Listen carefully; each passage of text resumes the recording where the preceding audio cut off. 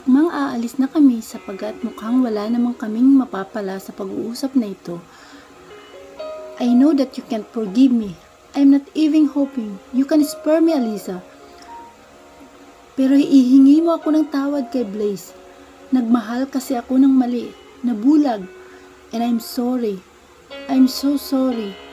Please go to St. Luke's Orphanage. Nandun ang anak nyo. Buhay siya.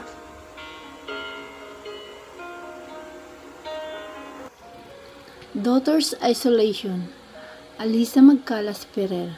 Nang sinabi yun ni Zach, ay parang bomba niya itong binitawan. In an instant, nanlamig agad ang aking katawan. Hindi maipaliwanag na lamig, hindi maipaliwanag na kaba.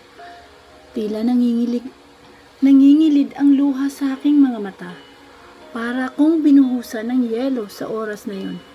Hindi ko na siya kayang harapin ng mga oras na yun. Hindi ko na kaya ding magsalita pa.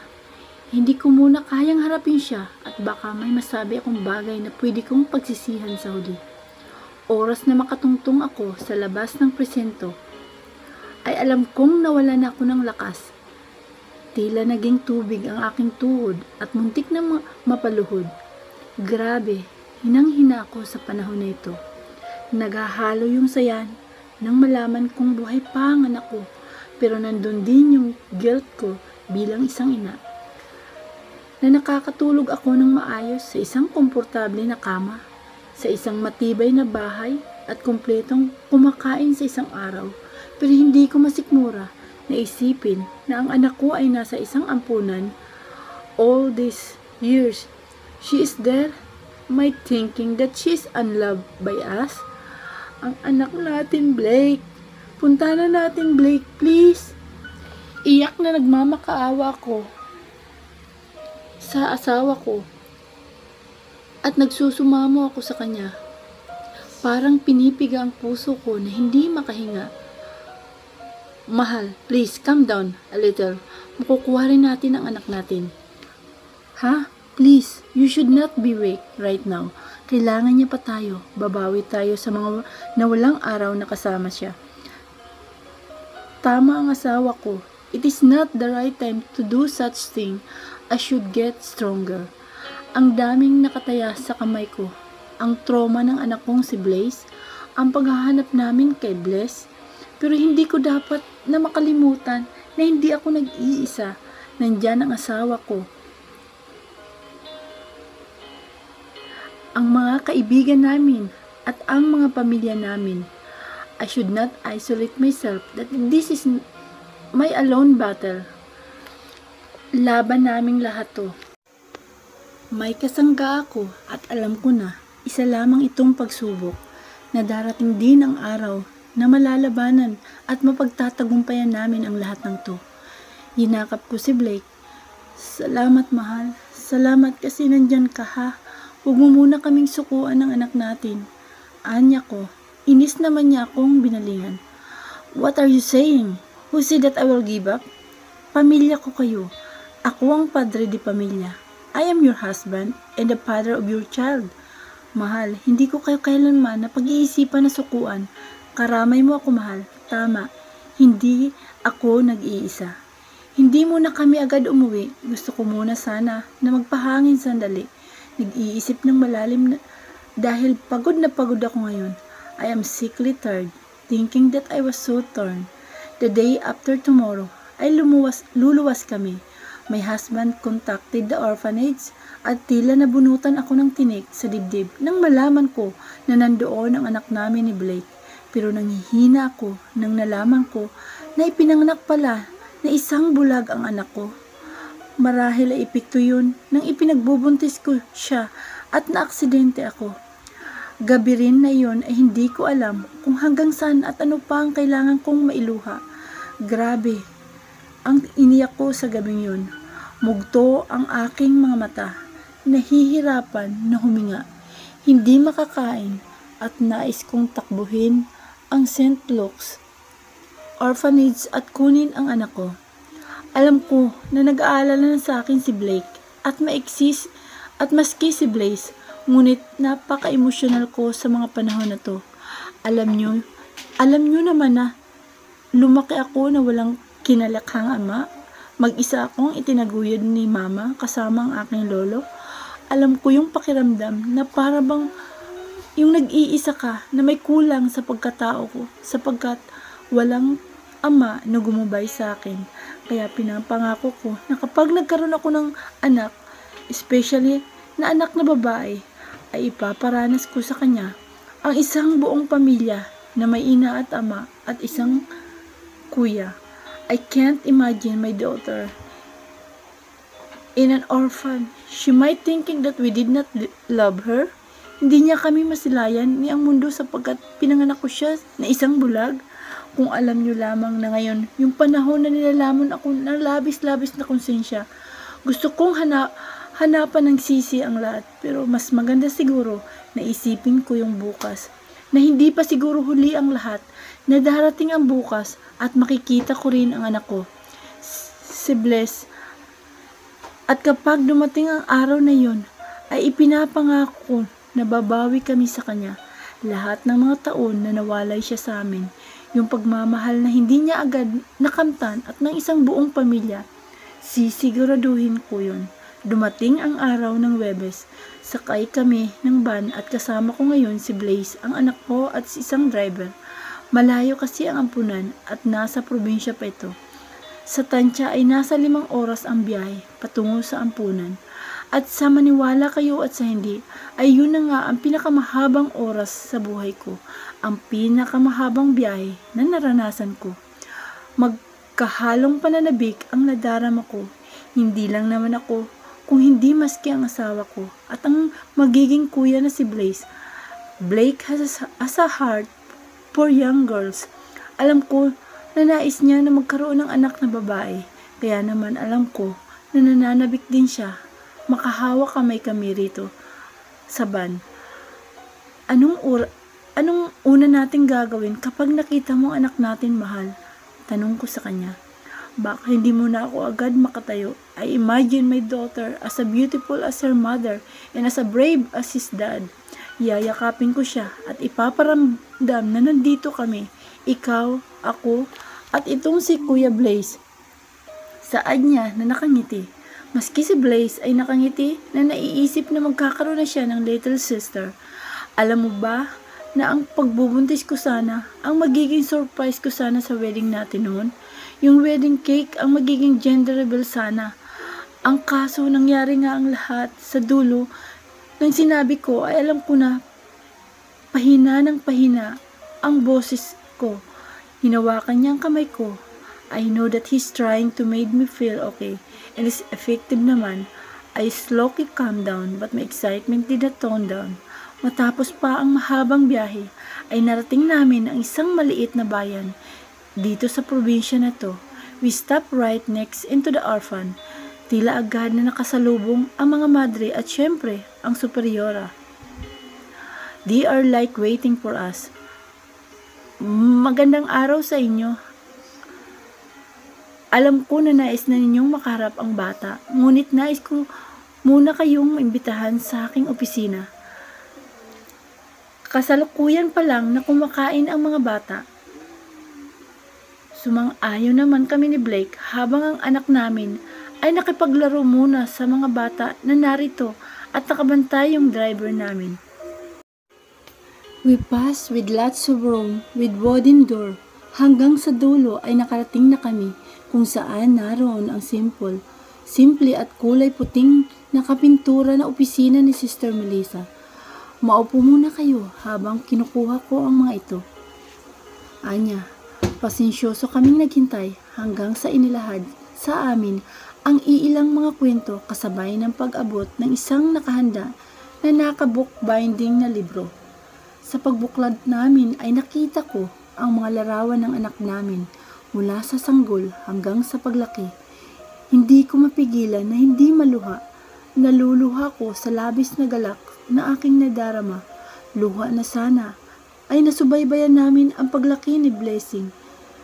December 4 nang dalhin ng isang babae ang bata na yan, Mr. and Mrs. Ferrer. 5 araw bago ng kanyang kapanganakan, kapalit ng ilang donasyon ay inampun namin ang bata. Sa hindi malamang rason ay nais nilang dalhin ang bata na to rito. Paunang saad ni Sister na agad na nakapukaw sa aming atensyon. November 30, naipanganak ang anak ko? Tanong ko. Ang sakit isipin maski ang kapanganakan ng anak ko ay hindi namin alam, na hindi ko man lang alam. Tumango naman ang nakakatandang madre. Lumaking tahimik ang bata. Idagdag pa kasi, sa katotohanan na bulag ang bata at hindi makasila ng kung ano initong mundo. Sa puso nito ay may kulang na dapat mapuwangan. Lahat naman ng nasa bahay ampunan namin ay mga anghel na naging biktima lang ng hindi pantay na mundo. Ikinatutuwa ko na may mama at papa pa itong si Nene. Nene kasi ang pinangalan namin sa kanya. Hinapos ko ang mga larawan ng anak ko. Walang duda na siya nga ang anak namin ni Blake, na nakuha niyang halos ang mukha ko at ang ilong at hugis ng mata, at kay Blake naman. Maaari na po ba yan naming kunin at makita siya, Sister? Nasasabik na po kasi kami, ani ko, na nagbabakasakali. Tumango naman, Sister. Sige, hali kayo at ako ay inyong sundan. Naging hudyat na yon upang tumayo kami. Hinawakan ng asawa ko ang aking kamay. Nagkatinginan kami at kapwa nangungusap ang aming mga mata. Naglakad na kami patungo sa likod ng orphanage. Lahat ng bata ay halos naglalaro maliban sa isa na nakatingin sa kawalan. Napakaliit ng anak ko. Ang payat niya, maputla ang kutis at tila blanko lamang ang mukha. Tila nadurog ako sa mga oras na ito. Nais kong takbuhin ang pagitan namin ng anak ko. Yakapin ito at ipadama na nandito na si mama. Gusto ko na ganun. Dahil nakaupo ang anak namin sa isang bench, ay dahan-dahan kaming lumapit ni Blake sa kanya. Ang amo ng mukha ng anak ko. Ang ganda niya, mukha siyang manika. Tila hindi maawat ang mga luha ko dahil nagagalak ako. Dinidig ng may kapal ang hiling ko at ito na nga. Hello po, sino po sila? Tanong ng anak ko na mahinahon at malumanay na tono. Tila may bumara sa aking lalamunan. Tila hito na naman at kinakabahan. Tila hindi ko mahanap ang lakas ng loob ko na makapagsalita. Malungkot ka ba? Tanong ko. Hindi ko rin alam kung bakit ko ito natanong. Malungkot na lumikha ang anak ko. Nasanay na po ako eh. Doon ako napaiyak at tinakap siya. Kaming dalawa ni Blake. Kayo na po ba ang ampun sa akin? Tanong niya. Bulag po ako, baka po magsisi kayo. Ani ng anak ko sa malungkot na tono. Tila pinipiga ang puso ko. Hindi anak, ang mama mo to. Sorry kasi ang tagal namin nawala ha. Nandito na kami anak. Mahal na mahal ka namin. Sorry at nahuli na kami. Friend, Alisa Magcalas Ferrer. Araw rin na yun ay kinuha na namin ang aming anak paalis ng ampunan. Nakakatuwa na isipin na malaman na hindi nagtanim ng sama ng loob ang anak namin. Masaya raw ito na natupad na ang kahilingan niya na sana ay dumating kami at bawiin na raw siya rito. Maski ako ay hindi masidla ng saya sa nadarama ko. Kami ni Blake at maski si Blaze na kuya na ay labis ang saya. Lagi nga niyang hinayakap ang kapatid niya. Saan po tayo pupunta? Tanong ng anak ko habang nasa bana kami. Paggabi na at kalat na ang dilim sa labas. Pero malapit naman na kami sa mansyon. For real ay excited na nga ang lahat na makita ang anak namin, the lost member of the Ferrer family. They are all thankful that we finally found her. My daughter, our daughter and our missing piece. Para bang kahit papano ay may puwang sa puso ko na napunan kaming dalawa ni Blake na may ngiti na ngayon sa labi. Uuwi na tayo anak sa bahay natin, sa malaking bahay natin. Ani ni Blake habang nasa tabi niya ito. Habang nasa tabi ko naman si Blaze, kayakap sa akin. Talaga po? Tabi po tayo lahat matutulog. Yay! Tabi po tayo nila mama at papa, kuya. Ani ng anak ko na may galak na tinig. We chuckled in chorus. If that is what you want, bunso. Sabi naman ni kuya. Aw, grabe at sobrang nakaka-proud. Para akong hinahaplos sa puso sa labis na saya na aking nadarama. Ano po ang itsura ng bahay natin, mama, papa? Kahit po yung simple lang, basta po, sama-sama po tayong lahat. Ani ng anak ko, nagpapasalamat ako na lumaking kontento ang anak namin. Ngunit gusto rin namin na ibigay sa kanya yung bagay na deserve siya. Malaki yung house natin, anak. Pero pupunta muna tayo sa bahay ng lolo at lola mo, anak.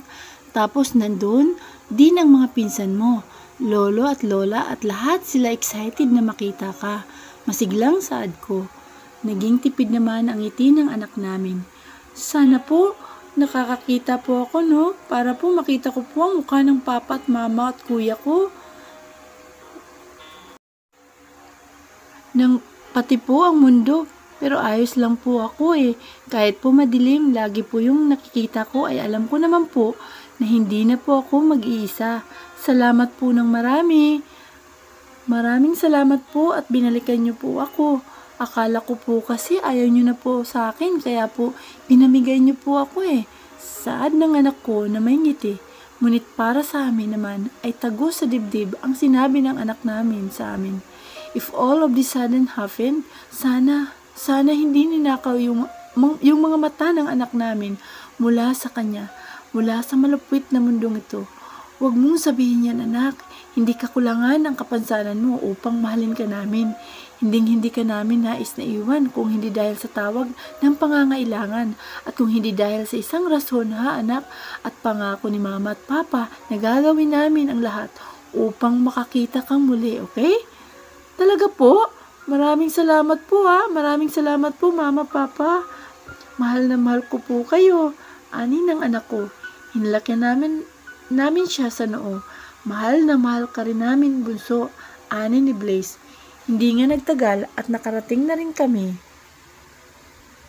Sa wakas, sa mansyon, agad na sumalubong sa amin ang lolo at lola na excited na makita ang kanilang apo. Masayang-masaya naman ang aming anak sapagkat tuwang-tuwa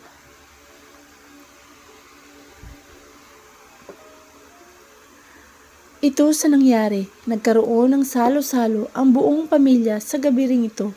Pinaghandaan din namin sa susunod na linggo ang gagawing kasiyahan para kay Bless. Dahil parang milagro na nasa amin pa ang anak namin at nakita namin siya, kaya nais namin itong ipag-celebrate. Habang nasa banyo si Blake, ay kasalukuyan na nagpapaligo kay Blaze, na siya na ang nag-i-insist, ay kinausap ko muna si Blaze. Anong feeling mo, anak, na may kapatid ka na? Tanong ko. Sobrang excited po, mama.